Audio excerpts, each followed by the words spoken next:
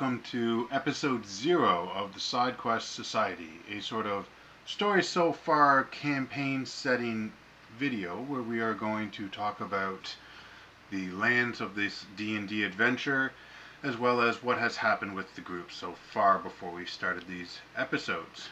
My name is Michael Carey. I am the Dungeon Master and creator of Emlearal, the Lands of Adventure, the 5th edition campaign setting published for D&D that we are running our game in.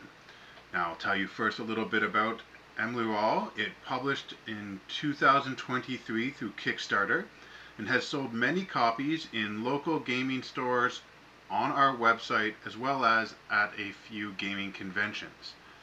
Today we are starting the beginning of our streamed home game of Dungeons and Dragons, and we will be playing in the lands of Emlearal in a campaign that I wrote called The Whisperer in Darkness.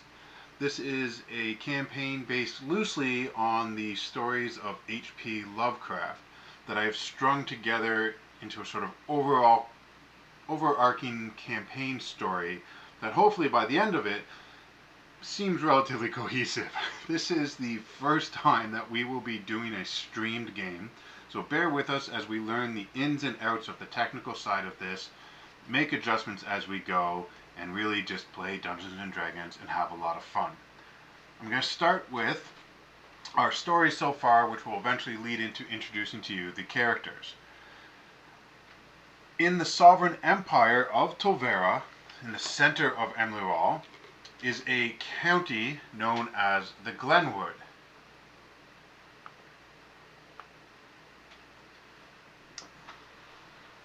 In the center of Glenwood is the bustling mining town of Glitter Lake. The town is renowned for the gold found in the rivers that feed the lake of the same name, as well as the many precious jewels, stones, and ores in the surrounding mountains.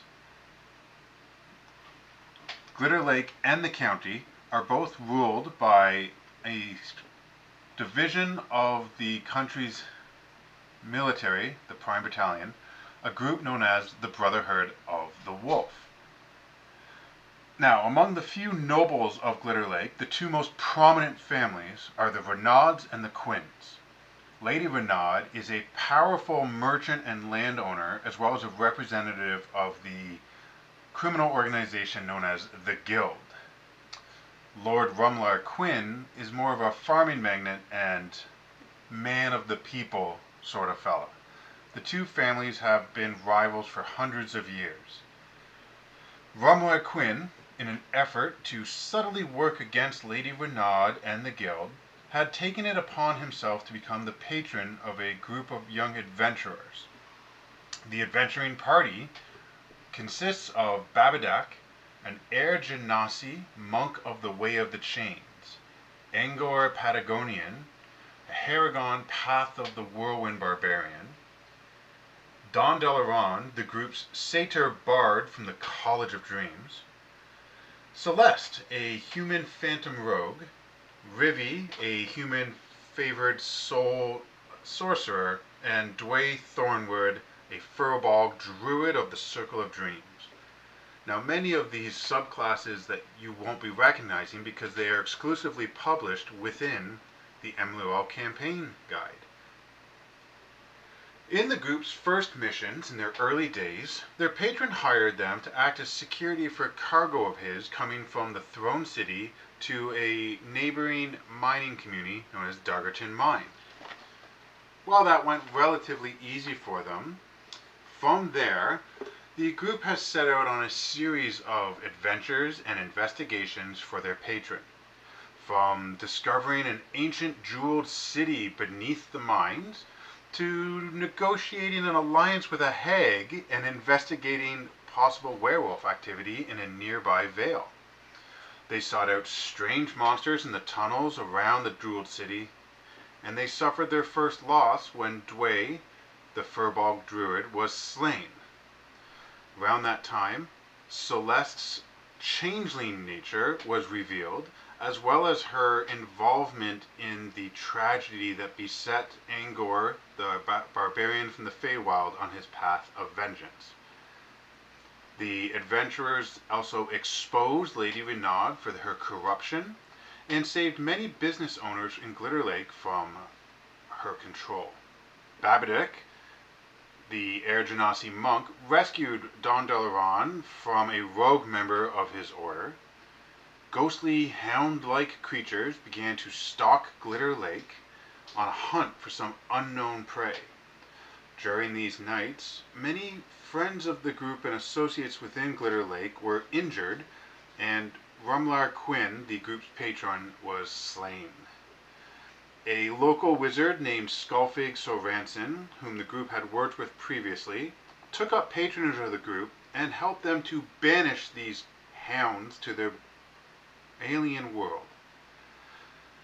Most recently, the group was joined by Investigator Salamos, a tiefling rogue from with a keen eye from the Throne City. At that time also, young Rivi learned of her Aasimar heritage, something that had been hidden from her, and was exposed during a confrontation when she was betrayed by a local cleric who she was helping fund his church. Of late, the adventurers have been seeking out strange monsters from other worlds that have come to Emlearal for unknown purposes. Wizard Skullfig has named these creatures mythos monsters, and is keen to find as many examples of such creatures for his museum. In battle with one such being, a sort of living mass of bright color from out of space, Angor Patagonian fell to the disintegrating essence of this monster.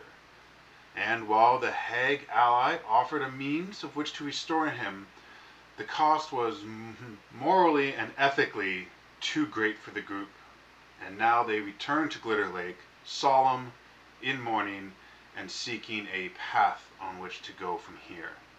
Things have been building for them, and it is becoming clear that they, in one way or another, have some key purpose and some involvement in these monsters' arrival, though they've yet to discover how and why.